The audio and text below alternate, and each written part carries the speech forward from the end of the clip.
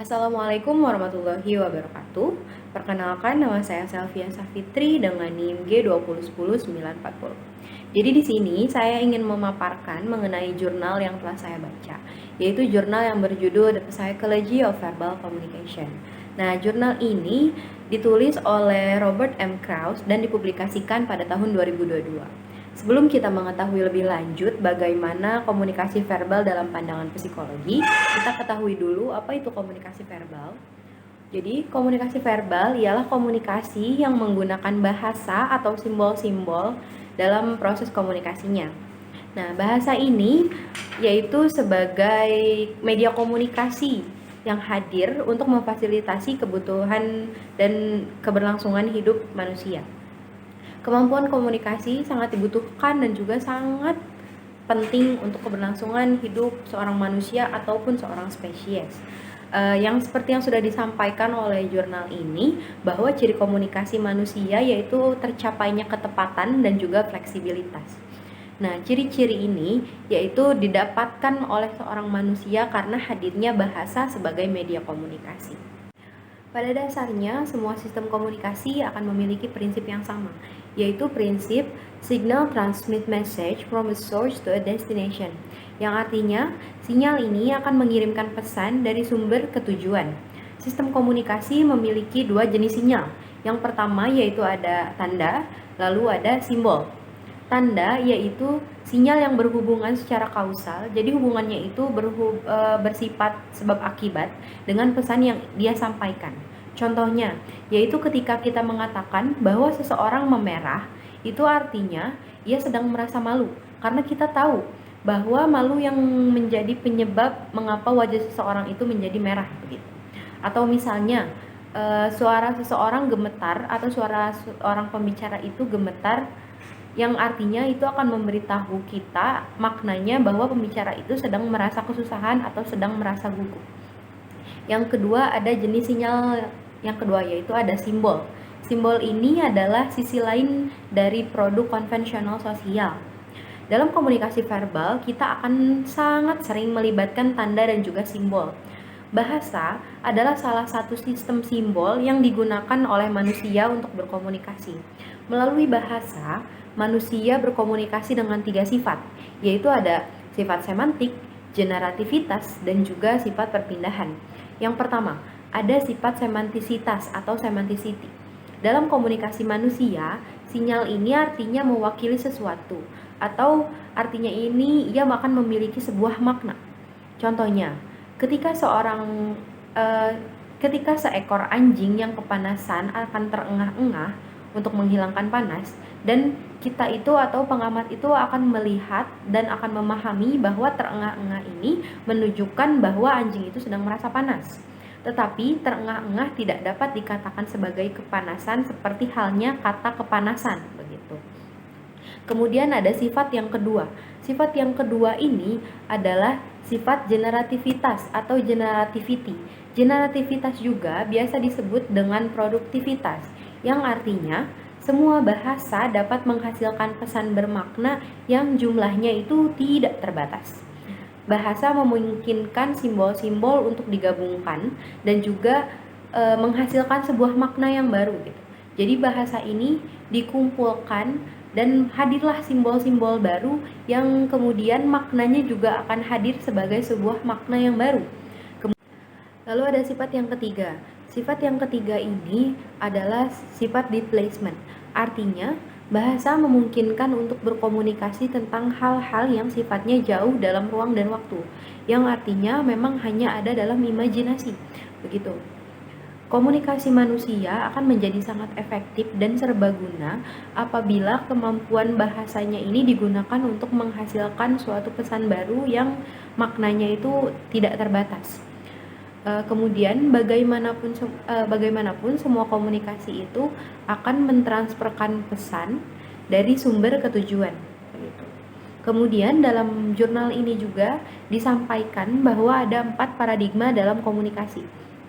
Menurut Krauss dan Fassel pada tahun 1996, ada 4 paradigma utama dalam komunikasi. Dari setiap paradigma ini akan berfokus pada dimensi penggunaan bahasa yang memang berbeda-beda.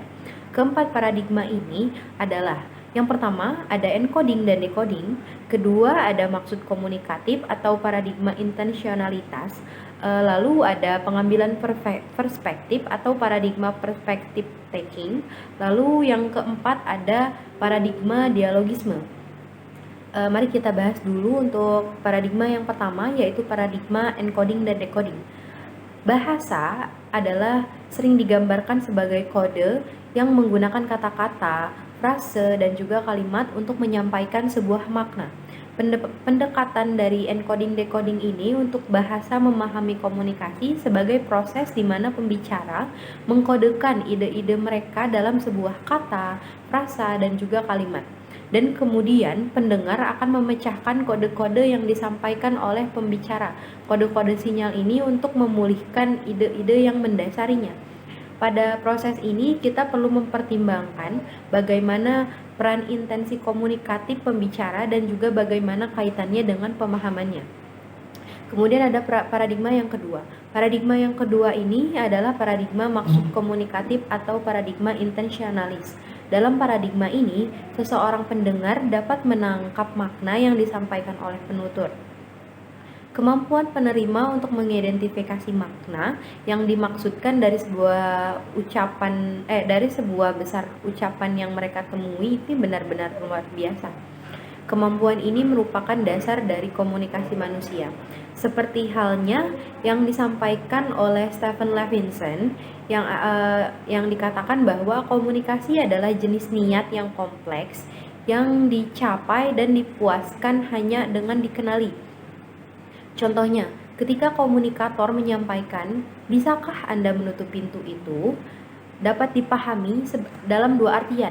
Yang pertama, meminta auditor untuk menutup pintu, atau makna yang kedua yaitu menanyakan apakah auditor mampu secara fisik untuk menutup pintu. Sebenarnya komunikator hanya bermaksud agar komunikan dapat memahami salah satu dari kedua makna tersebut.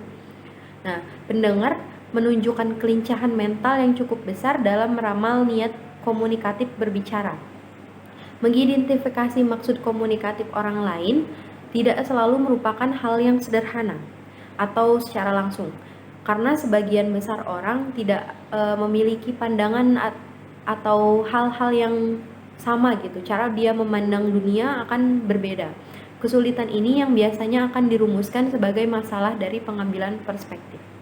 Nah, ada paradigma yang ketiga. Paradigma yang ketiga ini adalah paradigma pengambilan perspektif atau paradigma perspektif taking. Makna dari ucapan yang paling biasa pun didasarkan pada serangkaian asumsi implisit tentang apa yang diketahui, diyakini, dirasakan, dan juga dipikirkan oleh seorang komunikator. Orang-orang mengalami dunia dari sudut pandang yang memang berbeda, dan totalitas pengalaman setiap individu pun otomatis akan berbeda.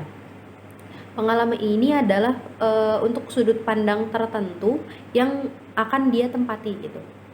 Untuk mengakomodasi perbedaan dalam perspektif, komunikator harus mempertimbangkan bagaimana perspektif masing-masing ketika kita merumuskan dan juga menafsirkan ucapan seseorang.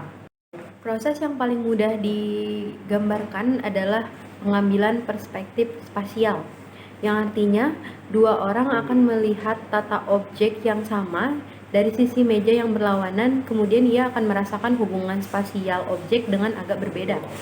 Contohnya, misalkan tekok krim yang berada di sebelah kanan mangkuk gula untuk satu orang, tetapi akan berbeda, yaitu akan berada di sebelah kiri untuk orang yang lainnya. Dalam membicarakan hal-hal seperti itu atau dalam memberikan arahan, penutur cenderung merumuskan hubungan spasial dari sudut pandang lawan bicara. Misalnya, ini adalah pintu pertama di sebelah kiri Anda, bahkan ketika itu berbeda dengan mereka sendiri. Jadi si komunikator itu membicarakan posisi dari komunikan, bukan dari komunikator, seperti itu. Kemudian ada paradigma yang keempat, yaitu ada paradigma dialogisme. Fokus dari paradigma ini yaitu sifat kolaboratif dari komunikasi. Artinya, komunikator harus menghasilkan pesan yang akan menyampaikan makna tertentu, dan komunikan ini harus memproses pesan yang diucapkan oleh komunikator. Dengan demikian, mengidentifikasi makna yang dimaksudkan oleh si pembicara. Partisipan yang pada saat tertentu berperan sebagai pembicara dapat menentukan secara virtual dan secara instan apakah lawan bicara telah mengidentifikasi maksud komunikatif dengan benar. Bersamaan dengan itu, penerima juga dapat mengungkapkan sifat pemahamannya saat berkembang. Dan dengan cara ini dapat memandu produksi pembicara di masa depan. Kemudian di sini juga dalam jurnal ini juga membahas mengenai arah masa depan komunikasi. Sekarang ini di era yang sudah cukup maju teknologi dan udah banyak sekali kemajuannya, sistem penulisan dikombinasikan dengan teknologi yang memang lebih baru dan ditemukan untuk merekam, mentransmisi, memproduksi sinyal dan juga memungkinkan untuk mengirimkan berbagai bahan seperti misalnya data, teks, grafik, faxmail dan juga video dan lain-lain melalui jarak yang memang tidak terbatas begitu. Tentunya peningkatan kapasitas komunikatif yang dimungkinkan oleh teknologi semacam itu memiliki konsekuensi potensial yang luas terhadap cara kehidupan manusia dibentuk begitu. Jadi teknologi ini akan menentukan ke arah mana komunikasi dari manusia dan juga akan mendukung bagaimana komunikasi dalam kehidupan manusia selanjutnya seperti itu. Sekian presentasi dari saya. Apabila ada salah kata dan juga pemilihan kalimat yang kurang pas, saya mohon maaf. Wassalamualaikum warahmatullahi wabarakatuh.